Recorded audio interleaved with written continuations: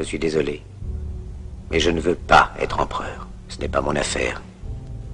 Je ne veux ni conquérir ni diriger personne. Je voudrais aider tout le monde dans la mesure du possible. Juifs, chrétiens, païens, blancs et noirs. Nous voudrions tous nous aider si nous le pouvions. Les êtres humains sont ainsi faits. Nous voulons donner le bonheur à notre prochain par lui donner le malheur. Nous ne voulons pas haïr ni humilier personne. Dans ce monde, chacun de nous a sa place et notre terre est bien assez riche.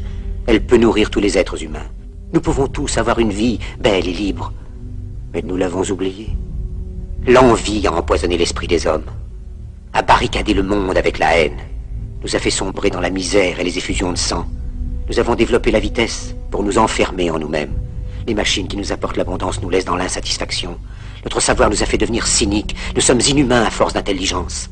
Nous ne ressentons pas assez et nous pensons beaucoup trop. Nous sommes trop mécanisés et nous manquons d'humanité. Nous sommes trop cultivés et nous manquons de tendresse et de gentillesse. Sans ces qualités humaines, la vie n'est plus que violence. Et tout est perdu.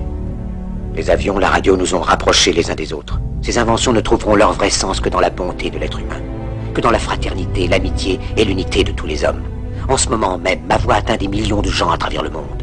Des millions d'hommes, de femmes et d'enfants désespérés, victimes d'un système qui torture les faibles et emprisonne les innocents. Je dis à tous ceux qui m'entendent, ne désespérez pas. Le malheur qui est sur nous n'est que le produit éphémère de l'avidité, de l'amertume de ceux qui ont peur des progrès qu'accomplit l'humanité. Mais la haine finira par disparaître, et les dictateurs mourront, et le pouvoir qu'ils avaient pris au peuple va retourner au peuple. Et tant que les hommes mourront, la liberté ne pourra pas périr.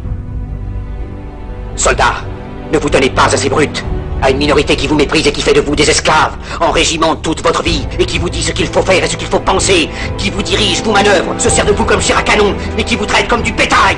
Ne donnez pas votre vie à ces êtres inhumains, ces hommes-machines, avec une machine à la place de la tête et une machine dans le cœur. Vous n'êtes pas des machines, vous n'êtes pas des esclaves, vous êtes des hommes. Des hommes avec tout l'amour du monde dans le cœur. Vous n'avez pas de haine, sinon pour ce qui est inhumain, ce qui n'est pas fait d'amour. Soldats, ne vous battez pas pour l'esclavage, mais pour la liberté. Il est écrit dans l'évangile selon saint Luc, le royaume de Dieu est dans l'être humain, pas dans un seul humain, ni dans un groupe d'humains, mais dans tous les humains, en vous. Vous, le peuple, qui avez le pouvoir de créer les machines, le pouvoir de créer le bonheur. Vous, le peuple, en avez le pouvoir de rendre la vie belle et libre, le pouvoir de faire de cette vie une merveilleuse aventure. Alors au nom même de la démocratie, utilisons ce pouvoir. Il faut tous nous unir. Il faut nous battre pour un monde nouveau, décent et humain, qui donnera à chacun l'occasion de travailler, qui apportera un avenir à la jeunesse et à la vieillesse la sécurité. C'est eux qui ont promis toutes ces choses. Pour que vous leur donniez le pouvoir, ils mentaient. Ils n'ont pas tenu leurs merveilleuses promesses. Jamais ils ne le feront. Les dictateurs s'affranchissent en prenant le pouvoir, mais ils font un esclave du peuple. Alors il faut nous battre pour accomplir toutes leurs promesses. Il faut nous battre pour libérer le monde, pour renverser les frontières et les barrières raciales, pour en finir avec l'avidité, avec la haine et l'intolérance. Il faut nous battre pour construire un monde de raison, un monde où la science et le progrès mèneront tous les hommes vers le bonheur. Soldats, au nom de la démocratie, unissons-nous tous!